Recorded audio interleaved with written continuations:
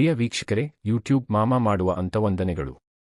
ನಮ್ಮ ಮನೆಗಳಲ್ಲಿ ನಾವು ಬಳಸುವ ಪ್ಲಾಸ್ಟಿಕ್ ಪೇಪರ್, ಪ್ಲಾಸ್ಟಿಕ್ ಲೋಟ, ತಟ್ಟೆ ಇವುಗಳನ್ನು ಬೇರೆ ಬೇರೆ ಹಾಕಿದರೆ ಅದನ್ನು ರಿಸೈಕಲ್ ಮಾಡಲು ತುಂಬಾ ಸುಲಭವಾಗುತ್ತದೆ. ಇದರಿಂದ ಕೆಲವು ಅನಾವಶ್ಯಕ ಪದಾರ್ಥಗಳನ್ನು ತೆಗೆದುಹಾಕಲು ಸಹ ಅನುಕೂಲವಾಗುತ್ತದೆ.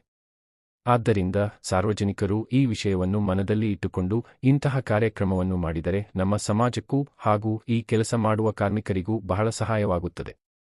ಎಲ್ಲಿ ಬೇಕಾದರೂ ತ್ಯಾಜ್ಯ ವಸ್ತುಗಳನ್ನು ಬಿಸಾಕಬೇಡಿ.